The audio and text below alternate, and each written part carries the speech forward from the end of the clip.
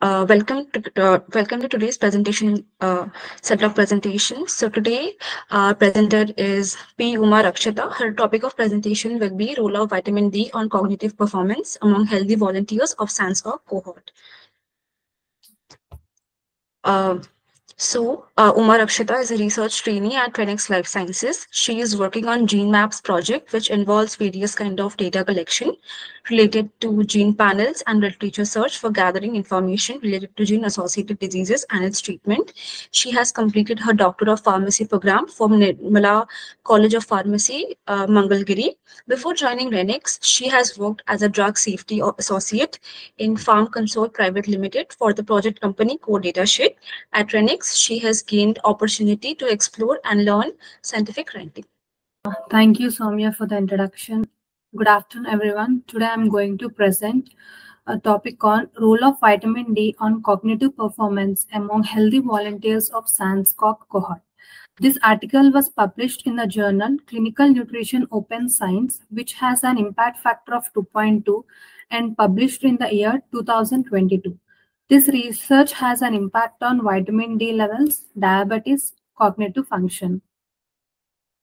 Coming to introduction, dementia is a chronic progressive neurological condition which has affected 3 million people in India, and it is projected to quadruple by 2050. Studying cognitive functions in normal human aging brain helps to provide insights on the pathogenesis of dementia. There are several factors that influence cognitive decline among elderly individuals, such as hypertension, diabetes, dyslipidemia, obesity, physical activity, diet, etc. Vitamin D plays an important role in aging, and it is also known to influence cognitive function in both healthy as well as cognitively impaired individuals. A meta-analysis which was done in 2017 used 26 observational and 3 randomized controlled trials. It found that both the cross-sectional and observational studies showed low vitamin D levels were associated with cognitive decline. But however, the randomized controlled trial demonstrated that there was not much improvement in the vitamin D cognitive functioning even when the vitamin D, supplements were provided. And vitamin D production usually depend on geographical location of an individual. According to Institute of Medicine USA guidelines, public population was divided into 3 categories: vitamin D levels, sufficient, insufficient, and deficient groups. Present challenges. There are several studies conducted in Western countries which examine the effect of vitamin D on cognition, but there are only very less studies in low and middle income countries such as India. In this background, it is important to study the effects of vitamin D on cognition in a population that is well exposed to sunlight. The main objective of the research is to find out the difference in cognition between various vitamin D, between the vitamin D sufficient, vitamin D insufficient, and vitamin D deficient groups having a cognitively healthy volunteers of SANSCOG cohort. Methodology. Study design and participants. The sample for this study was taken from Srinivasapura Aging Neurosenescence and Cognition Study, which was conducted in a rural site of South India. And this study is an ongoing large-scale prospective population-based cohort study involving participants of age 45 or above. And it evaluates the risk and protective factors which were associated with cognitive changes occurring during aging.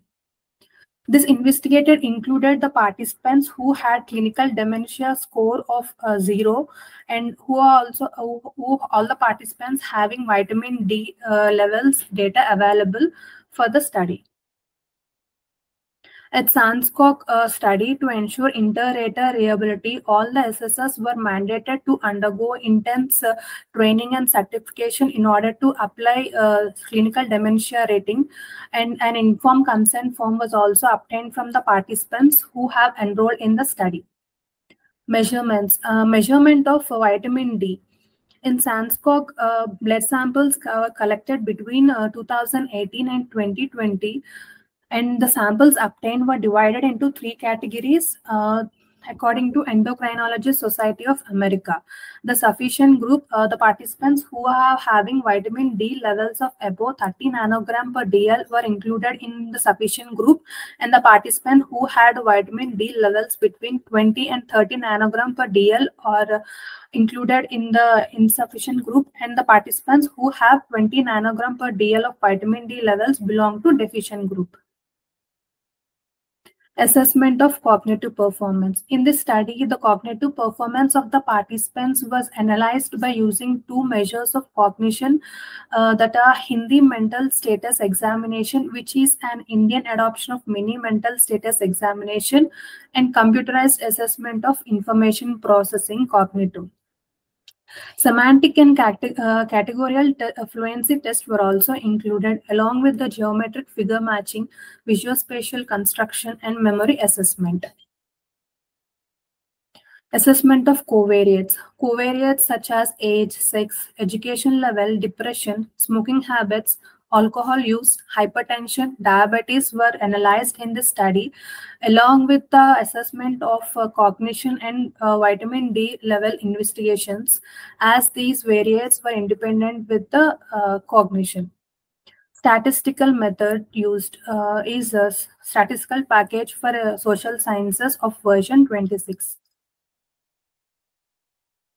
Coming to results, the SANSCOG cohort currently comprises of sample 1,832 volunteers. Of these, 369 participants were excluded because of not having vitamin D readings or the absence of clinical dementia rating, and it resulted in a sample size of 1,463 participants. Again, in that participants whose CDR score is of 0.5 or greater were excluded, and it resulted in a final sample size of 1,346 individuals for the study. Again, in that 1,346 volunteers, not all of them have undergone all the cognitive assessments. Hence, there is varying sample size for each cognitive assessment. And this table describes the descriptive data and missing data. If you see here, like 1,092 participants have undergone HMSC assessment, and some phenomic fluency was the has the highest missing data when compared to other variables. The obtained sample was unevenly distributed into three groups: the sufficient group, which constituent the insufficient group, which constituents the larger portion of the sample and includes 516 participants; the sufficient group, which constitutes the smallest portion of the sample of about 487 participants; and deficient group consists of 343 participants. The mean age for the three groups were comparable. The sufficient deficient groups had a mean age of 56, while the insufficient group had 58 years. Here, if we see both, this first one indicates the sufficient group, middle one the insufficient group, and the third one is the deficient group. Here, the mean age was same for both sufficient and insufficient, but for a deficient group, it is a bit more. The mean years of education for sufficient, insufficient, and deficient groups were found to be 5.3, 4.7, and 4.7 years, respectively. Significant group differences were found were observed in gender distribution, with number of men steadily declining with decreasing vitamin D levels. Here, if we see this blue color indicates the male participants, and as the vitamin D level decreases, the number of male participants is also decreasing, and women participants were increasing. Further, depression scores, GDS, also showed significant variation across the three vitamin D groups, with higher mean GDS score being prevalent in lower vitamin groups and vice versa. The similar trend is also observed with the type 2 diabetes, where the increased incidence of type 2 diabetes is seen in lower vitamin D groups. Considering these trends, GDS and type 2 diabetes were added into the model as covariates, since the other variables showed uniform distribution across the three groups.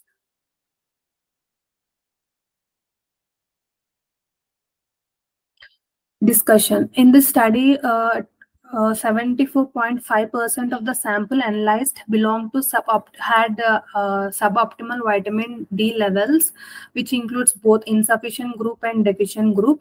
And women were more prone to had more lower levels of vitamin D compared to men. Two main reasons which causes low vitamin D levels are lack of sun exposure and dietary habits. Usually, India has an abundant sunlight exposure, but the melatonin is the one which hinders the production of vitamin D. And an approximate 5 minutes, minimum of 45 minutes exposure to sunlight helps in adequate production of vitamin D. But the climate in India usually doesn't allow a person to have that such a long sun exposure. And coming to dietary habits, high intake of phyllate consumption in the form of beans and legumes decreases the vitamin D levels by hindering its absorption. This results warrant an appropriate public health measures such as vitamin D supplements and fortification of food items like milk products, wheat flour, rice flour, soya with vitamin D. The main outcome variable of the study was cognitive performance, but the participants in vitamin D deficiency had higher depression scores and higher proportion of diabetes. In this study, the levels of vitamin D did not have significant effect on cognition, but larger proportion of subjects have vitamin D deficiency, which is affecting their mental health and glucose metabolism, indirectly having an effect on cognitive function. Cross-sectional study design and non-probabilistic sampling were the limitation of the study. Conclusion, this study indicates that low vitamin D level is associated with an increased risk of depression and cardiovascular disease, which in turn can affect cognitive performance. So it can be postulated that vitamin D plays an indirect role in cognitive performance. Impact of the research. This study suggests the need and importance of maintaining balanced vitamin D levels in day-to-day life, which helps to reduce conditions like depression, cardiovascular diseases, and helps to have a better cognitive function. Thank you. For any other query, any further queries, you can find me at uma@renix.org.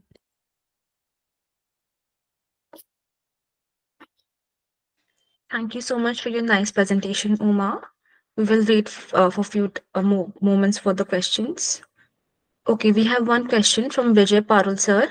He's asking, what were the criteria used to select the volunteers as healthy, as they are deficient in vitamin and also have diabetes?